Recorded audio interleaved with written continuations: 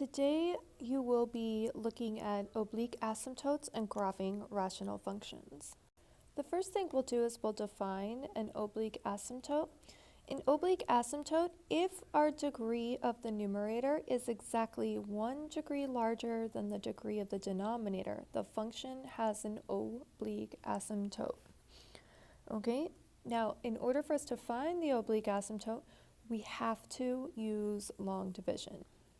So if we look at our first example today, we're just going to graph the following function. Well, the first thing we're going to do is we're going to identify our asymptotes. Okay, so we know we have a vertical asymptote when we set the denominator equal to 0, and that is x equals 2. That is the vertical asymptote. Now to find the oblique asymptote, we have to do long division. So if you remember, we'll start off with our top number goes into the house, and our divisor is the denominator. And we say, okay, x goes into x squared, x times. And then we do distributive properties. So x times x is x squared. X times -2 is -2x. And remember, just like with normal numbers, we subtract those. So I'm going to distribute a negative through. X squareds cancel out, and we have -x, and we drop down the next number. So now I'm going to ask myself, okay, how many times does -x go into +x? Well, and our answer to that is -1. And we're going to do distributive property again. So -1 times x is -x. -1 times -2 is +2.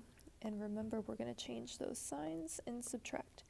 Now, because this fraction is improper, meaning nothing's going to reduce down, we should always have a remainder with an oblique asymptote. So our oblique asymptote is y equals x minus 1, right? So this guy is my oblique asymptote. That's the first step. Now, if you wanted to, you can go over and go ahead and graph those on your grid. So we know we had a vertical asymptote at x equals 2. So it's a vertical line. And remember, we're going to graph things in slope-intercept form. Okay. So if I have y equals x minus 1, that means my y-intercept is 0, -1. Slope is up 1, right 1, or down in left. And because it's a rational function, I like to fill in as many points as I can, so I have the most accurate sketch.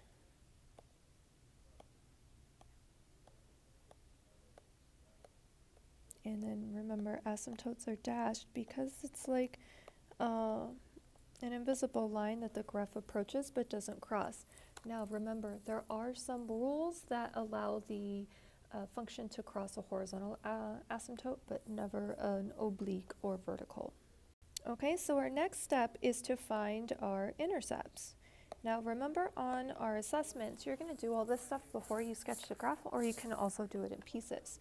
So the next step is to find our intercepts. So remember, to find the x-intercept, we put 0 in for x, and our shortcut was just to set the numerator equal to 0. So for x-intercepts,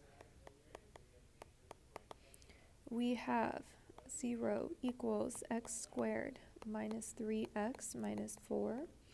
And we solve by factoring like we did last semester, x minus 4, x plus 1. And so therefore, x-intercepts are 4, 0, because we said x minus 4 equal to 0, and the y value is 0, and -1, 0.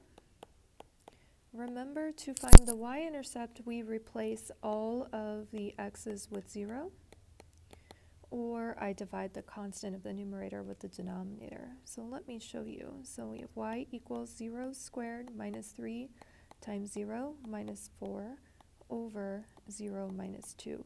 So what we're really doing is we're just dividing these because everything else is 0. So our y-intercept is 2. And remember, you have to write those intercepts as ordered pairs. So if it were me, next thing I would do is I would graph our intercepts.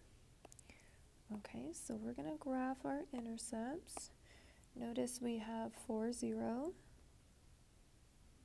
We have negative 1, 0. And we also have 0, 2. Okay, our last and final step is to do a table just to get a few more points. And you can use Desmos, which is probably the easiest. You can use a graphing calculator. You can use your scientific calculator. The left side of our function looks pretty good, and we can probably go ahead and just connect those branches, but I need at least one more point on the right of x equals 2. Let's say we put in 1 for x. Well, when we do so, you should get 6. You plug that into the original function. And say we have a 4. When you plug that into the original function, it does give you negative 5. And just for funsies, let's do one more. I don't know, let's try 7 maybe. And it should give you a 4. So all that's left for us to do is to plot those points. Okay, so remember we're going to plot 1, 6.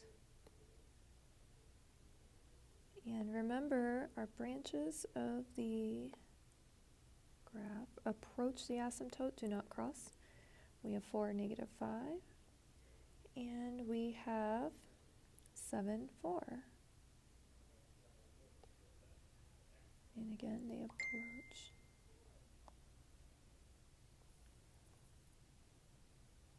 Okay.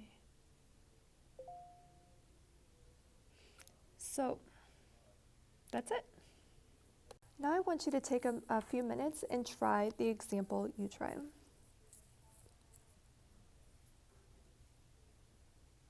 Okay, so hopefully your graph looks similar to mine.